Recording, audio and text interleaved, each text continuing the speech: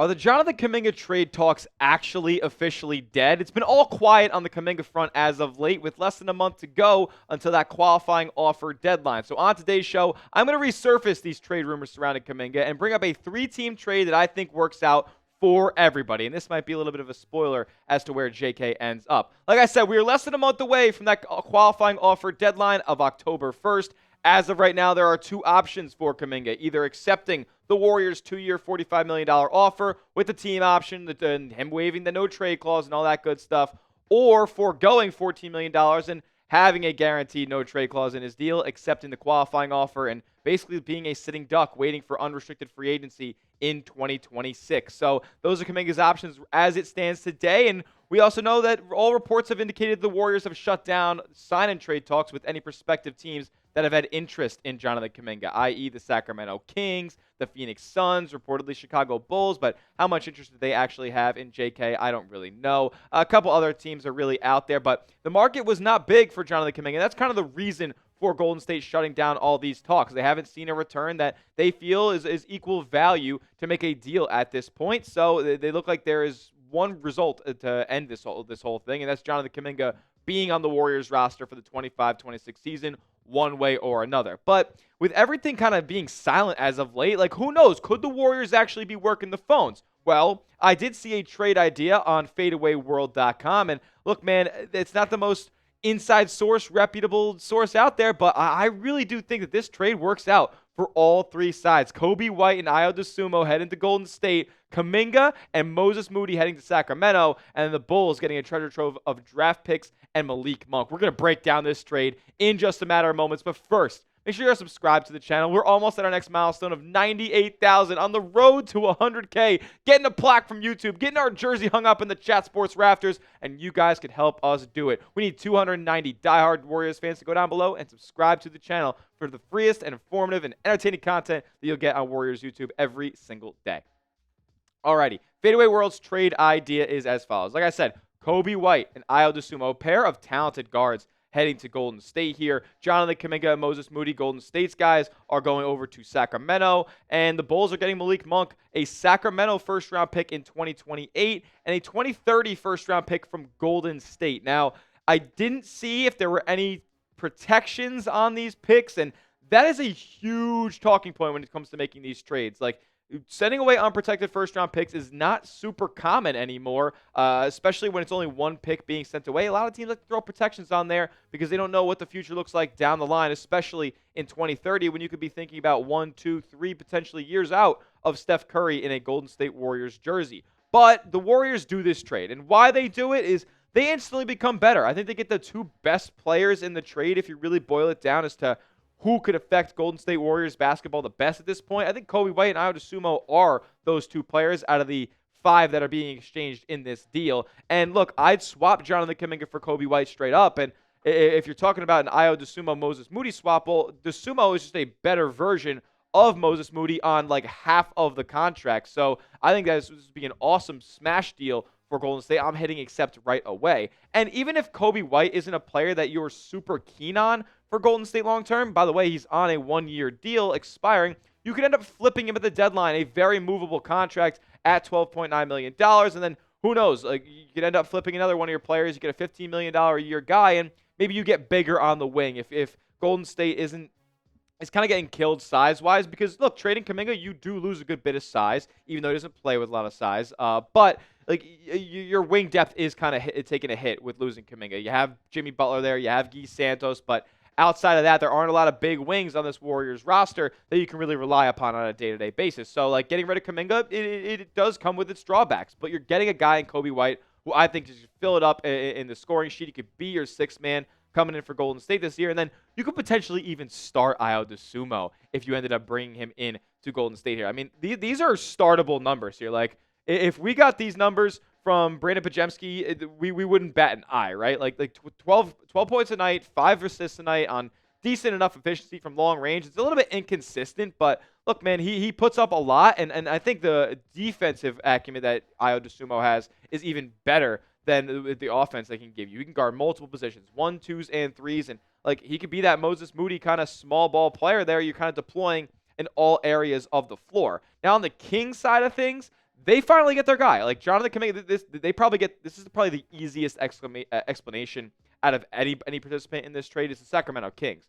They are the drivers of this trade, essentially, because they're the guys who want to pay Jonathan Kuminga on a multi-year contract and have him as a focal point of whatever they're building in Sacramento. I'm not gonna lie. I don't really know what they're building in Sacramento, but they have some sort of interest in Jonathan Kuminga. I'd say a high level of interest in Jonathan Kuminga, so they'd be inclined to get this type of thing done. Plus, they're getting rid of a player in Malik Monk that they've been trying to trade all summer, desperately trying to trade all summer. Golden State has not been interested just yet, or else we would have had a deal done at this point. I think Moses Moody and a protected 2030 first-round pick from Sacramento was being sent back. I don't even think that they unprotected or removing the protections on that pick would have gotten that deal over the finish line, but that was out there. And look, nobody's barked at a Malik Monk trade just yet. With the Bulls potentially getting multiple first-round picks, though, in this deal, could that entice them into taking on Malik Monk's contract? He makes around $20 million over the next 3 seasons, including a player option in the last deal, which I'd assume that he ends up accepting. So, like, look, it's not the most valuable contract to have out there right now. And I know Golden State doesn't want to take on big money for multiple seasons. That's a reason they didn't want to take on Grayson Allen in the Suns deal when Kuminga's deal over there was being floated around. So, like, I get it. But the Bulls, they make out super nice here because, let's be honest, they are a directionless franchise in this league. They have no players outside of Matas Buzelis, who I would consider long-term pieces. They drafted Noah Asenge. How good is he going to be? He was all right in Summer League after he kind of got memed to death in the first couple of appearances that he had, but there's not a lot of stuff to be looking forward to in Chicago. So how about you just send away the players that are going to put up a bunch of buckets, meaningless buckets, empty buckets for you next season, Kobe White and Ayo Dosunmu, and you go into full tank mode. You actually increase your first-round draft capital while doing it. Like, this makes total sense for Chicago, makes sense for Sacramento, makes sense for Golden State, but a couple of these teams got some questionable front offices, so there's a big reason why it wouldn't actually end up getting done. Who wins the trade, though? Who do you guys think wins this trade? If it's Golden State, type of GSW down in the comments section. If it's the Kings who get Kuminga and Moses Moody, you could argue those are the 2 best players in the trade. If you do think so, let me know in the comments. Or if it's Chicago getting all these draft picks and Malik Monk, type Chicago down below.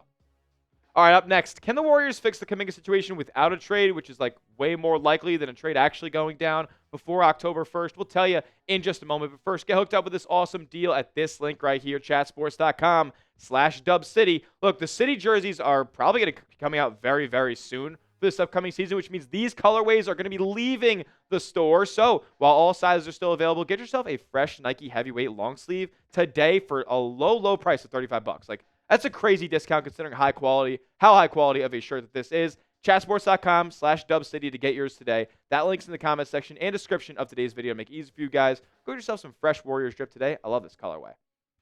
The only way. There is one way that Kuminga's relationship and Golden State's relationship together could be salvaged. But there's also 2 sides to that equation. Let's just talk about it. Draymond Green has to go to the bench. Draymond Green has to accept a bench role in order for Kuminga to blossom and for this relationship to be anything better than what it is right now. And that's like a finite date. Like, there is a finish line on Jonathan Kuminga's career with the Golden State Warriors at this point. And for that to kind of be removed and for that notion to kind of be removed, Kuminga has to be invested in. And the only way for that to happen, in my opinion, is if Draymond Green goes to the bench here as that backup, as your kind of 6-man to platoon Al Horford when he signs, or platoon Jonathan Kuminga when he comes out of the game as well. Like, there aren't a lot of situations where Kuminga and Green on the court together are super advantageous. So I think it would result in Draymond here at age 35 taking a bench role, kind of akin to Andre Iguodala, however far back that was. Draymond said this back when Kaminga was inserted into the starting lineup for him, because the Warriors did try this at a point.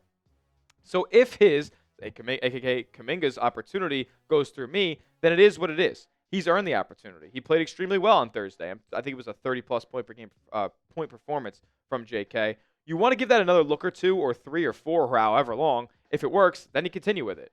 Now, it didn't work. Like Golden State wasn't winning a lot of these games, and they kind of just put Draymond back into the starting lineup and then took Kaminga out and really never said anything about it. Like, it was pretty quick that they ended up resolving that situation. So is it going to end up working out this time around? Well, at least there's a good chance that it could be different because of the personnel that Golden State's going to have in this season compared to last. Like, you had Andrew Wiggins out there who wasn't much of a creator himself, and like it was weird, like Dennis Schroeder experiment because you had to make a trade after DeAnthony Melton got hurt. So like this is going to be a totally new look Golden State team this upcoming year, and that could result in a couple different offensive philosophies here that help Kaminga be a better fit in this Golden State unit. And like if you throw out a starting lineup like this where you have Steph, obviously the best floor spacer in the league, Brandon Pajemski, who I hope has a much better three-point shooting season this year than he has in his first 2 seasons in his career because it needs to be on higher volume and it needs to be on higher efficiency